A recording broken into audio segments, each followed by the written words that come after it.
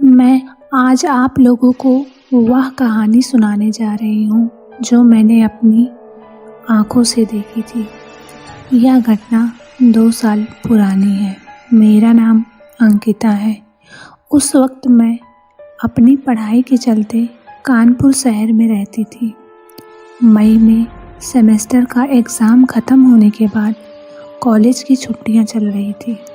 मेरे सारे हॉस्टल के दोस्त अपने अपने घर चले गए थे, तो मैंने सोचा कि मैं यहाँ अकेले रहकर क्या ही करूँगी, उससे अच्छा गांव ही चली जाती हूँ।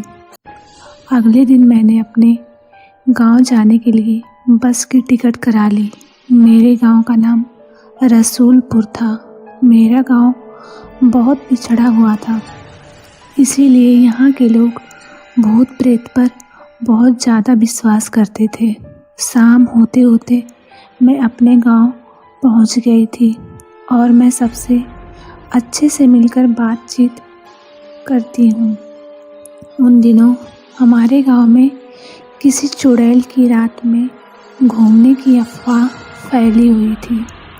कुछ लोगों ने कहा कि उन्होंने रात में एक डरावनी महिला को छत पर घूमते हुए देखा है।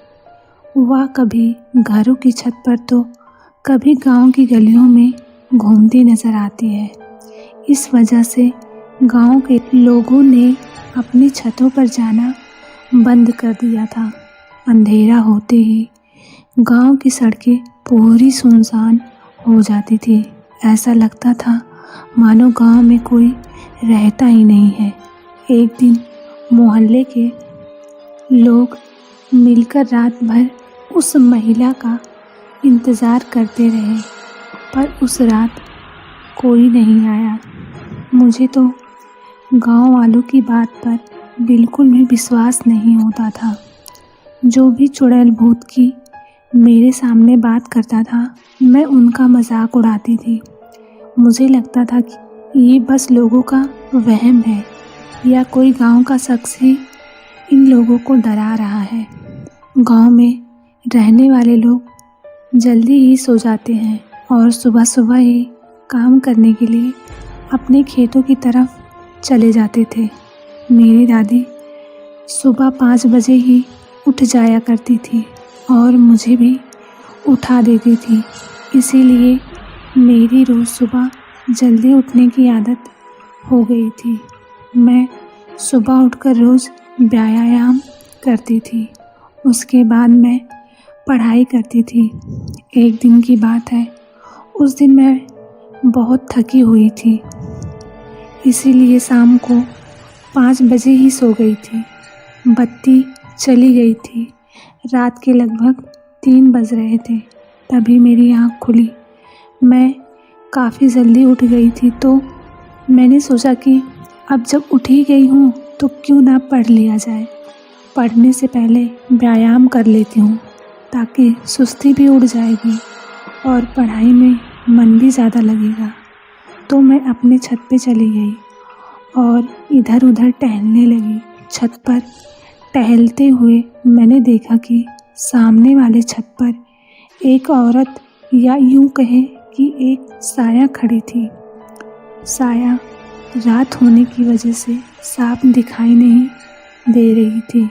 वह घर मेरे घर से कुछ 50 कदम की दूरी पर ही था। मैंने उस पर ज़्यादा ध्यान नहीं दिया, क्योंकि मुझे लगा कि गांव में सब लोग जल्दी ही जाग जाते हैं, इसीलिए शायद यह महिला भी मेरी ही तरह जल्दी जाग गई होगी और अपनी छत पर टहल रही होगी। इसीलिए उसको अनदेखा कर मैं व्यायाम करने लगी।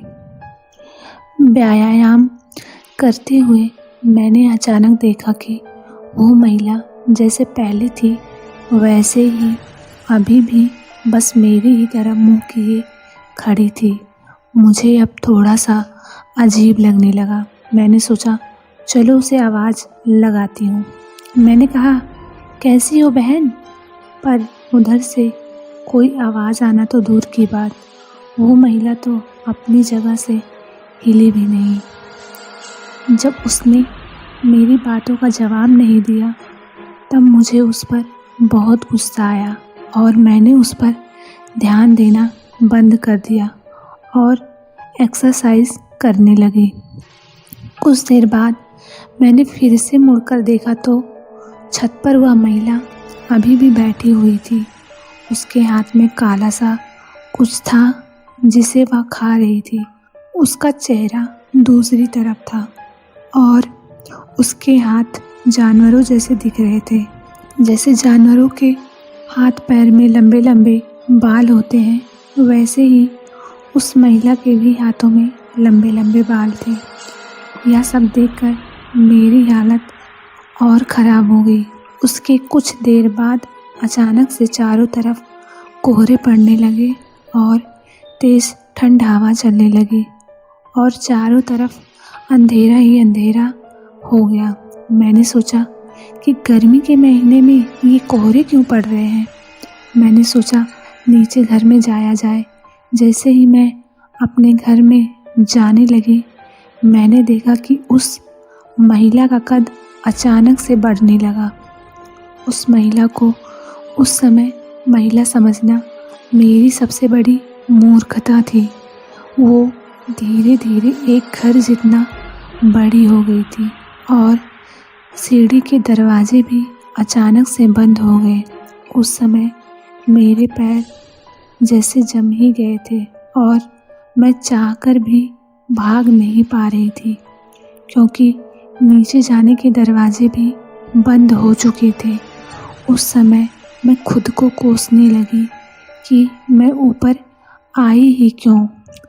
ऐसा लग रहा था कि कोई ज़ोर ज़ोर से मेरा गला दबा रहा है।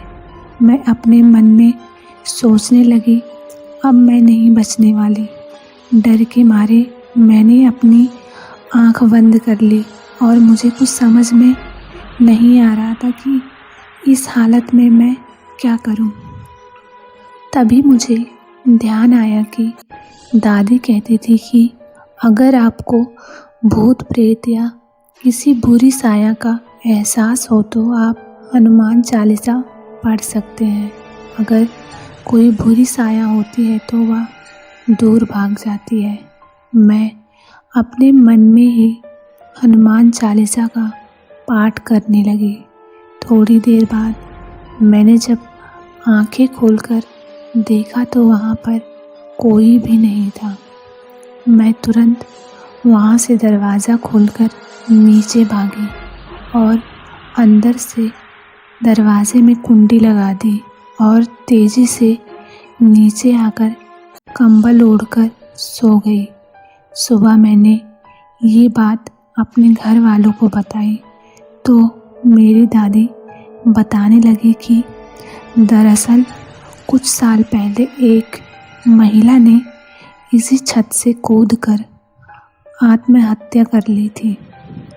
तभी से गांव के लोग कहते हैं कि यही महिला पूरे गांव के गलियों में और गांव के सभी छतों पर रात के समय घूमती रहती है।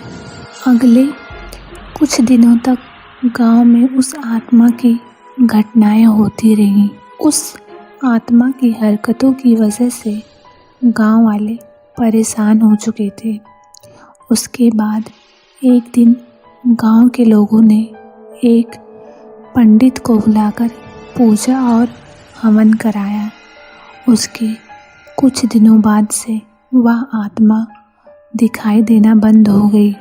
धीरे धीरे गांव के लोगों का डर भी ख़त्म होने लगा और वे लोग खुश रहने लगे। लेकिन मैंने जो उस रात छत पर देखा था उसे मैं कभी नहीं भूल पाई। दोस्तों, यह कहानी आपको कैसी लगी कमेंट बॉक्स में अपना राय ज़रूर दीजिएगा। धन्यवाद।